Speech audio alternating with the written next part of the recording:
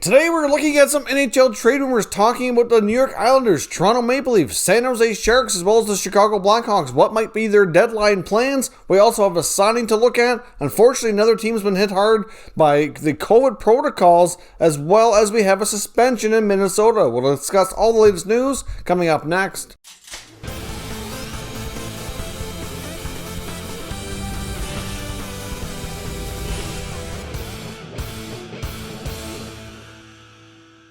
So welcome back to another video here at Top Shelf Hockey. Now, as I mentioned, we have a variety of things to talk about here today. Now, first up tonight, I want to talk about the New York Rangers and the fact that their entire coaching staff has had to enter COVID protocol, will not be available for tonight's game. So I certainly hope that maybe they just got some false positive tests or something. They can be released very soon, because that's certainly concerning by all means. The entire coaching staff, obviously they're all close contacts of each other, so if somebody might be positive, or hopefully it's only like a false positive or something, then it could impact everybody. So hopefully we'll find out that everything is okay, because it's happened numerous times that we've seen players and coaches enter the protocol only for a day or two later to be released once getting negative tests. So I guess we'll see how that goes. The entire coaching staff from Hartford is going to be coming up to handle the game tonight. And you're also going to be getting some help from Assistant General Manager Chris Drury, who I believe is going to be helping out behind the bench as well. So certainly keep them in your thoughts. We also added some updates here from Robin Lehner, who's officially finally back with the Vegas Golden Knights.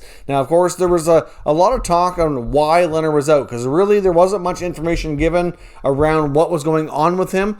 We had heard a story, and I assume it was true, that he showed up to practice one day, or for a game, I think it was, and just kind of told the coaching staff, like, I can't go, and he ended up going home. And there was a lot of talk and rumors around what might be going on with him. We know that he's had his struggles in the past with other things when it comes to mental health and whatnot, and he wanted to make sure that everybody knew that there had nothing to do with that. He actually had a concussion. Now, I think basically what had happened was he didn't know about it right away, because sometimes it takes a little while for symptoms to show, but that's what was going on with Robin Lehner. So if you see any rumors out there or anything that he was battling, anything else, it's not true. Right from his own mouth, he had a concussion. Now he's okay, and he's back. So there you have that. And also we have a suspension, as I mentioned. We have CArson Soucy of the Minnesota Wild been suspended for one game, charging against Connor Garland of the Arizona Coyotes, which happened last night. And of course, there was a fight that happened shortly thereafter. Soucy ended up in a fight with some of his teammates. So certainly not a situation you like to see, but he has been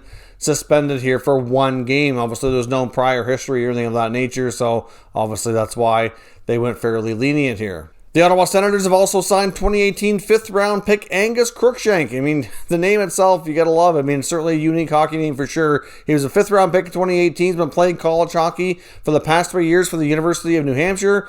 Certainly had some pretty solid collegiate seasons. Now he's ready to turn pro. So his contract won't be effective till next year. He's going to report to Belleville for the remainder of the season on an amateur tryout and see how things go. Then his ELC, which is for 3 years, will kick in next season. As I mentioned, we're going to take a look at some NHL trade talk from around the NHL. Lots of teams are planning for the deadline and what they're going to do to get ready for the playoffs. I want to start with the New York Islanders. We got word here on Anders Lee earlier today. We knew that he was hurt. We knew it was probably bad news. He was going to be out for a while, but the Islanders did finally confirm that he is done for the season. Lee's knee injury will keep him out for the entire rest of the regular season, and it sounds like he's likely going to be out for all the playoffs as well. I mean, I guess it depends on maybe how far they go. I don't know if there's any hope for him to return on a late playoff run or anything, but certainly the regular season for him is 100% finished. So that certainly gives them a lot of extra cap flexibility to go out and find a somewhat of a replacement. They're not going to get somebody to be exactly what Anders Lee is. He's arguably the heart and soul of that team captain, does a lot of things that are important. So they're not necessarily going to replace him, but somebody who can add some offense and mix in there. Now, they have been getting good performances recently from some of the young players that are starting to get more of an opportunity that were drafted a few years back, like Oliver Wahlstrom and Kiefer Bellows. They've been playing well lately and pitching in with some goals, which is great to see finally and see some breakthrough. But I do think that Lou's going to want to have some more experience in there. It could be a guy like Kyle Palmieri of New Jersey. Obviously, Lou Lamoriello was certainly involved bringing him into the Devils organization before he left. I know there's a lot of talk. He was quite high on him. Certainly a guy that could certainly play a similar role and put up some points and some goals.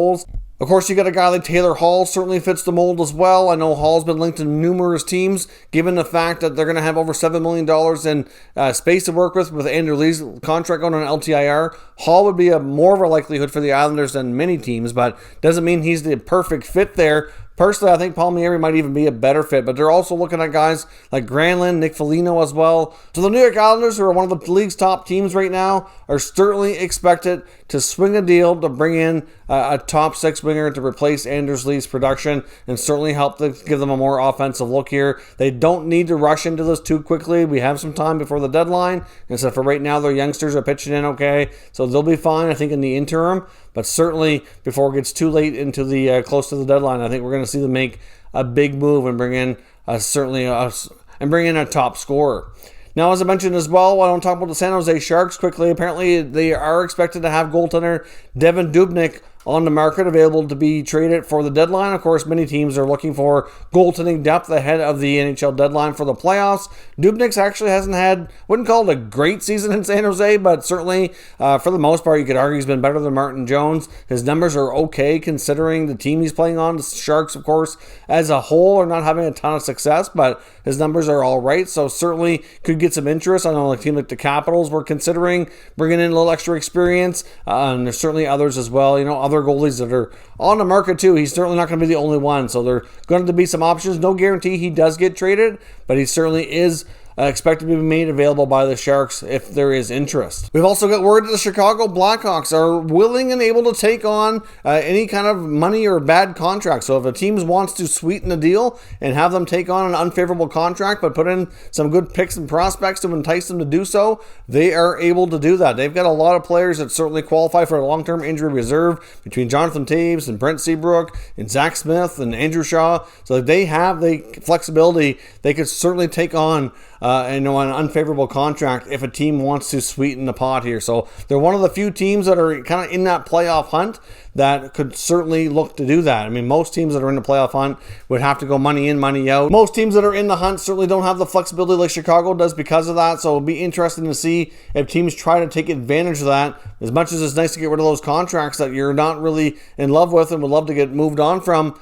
they're not going to make it easy on you. They're going to be wanting some, first round picks or top prospects, which you might not want to part with. So we'll have to see. Now, Chris Johnson of Sportsnet also indicated that even though his co-worker at Sportsnet, Elliot Friedman, has indicated he doesn't feel the Leafs are really in on a guy like Mattias Ekholm, he's actually getting different information that suggests that they actually are. The Maple Leafs are certainly looking to add it to forward group, but they might be trying to figure out a way to maybe add on a blue line as well. So he says that you can't count them out being in some of those conversations for Ekholm with the Nashville Predators. Maybe they'd be looking at a package deal for Ekholm and Granlund or something to that effect. We know that they certainly want to add a forward. Kyle Dubas has been pretty outspoken about what he would like to do for his team. Seen them lose Jimmy Vesey today on waivers, which certainly puts them down a man as well. So obviously I don't think the Leafs are too upset over that. They do have some other guys who can replace Vesey, but certainly want to make some upgrades there. So we'll see what they do, but it's certainly interesting to see what Chris Johnson is saying, that he's got completely different intel than Elliot Friedman. Not to say that either are right or wrong, but certainly different sources out there have different thoughts and beliefs of what the Leafs are going to do. Myself, I think it makes more sense if they're going to add to the forward group.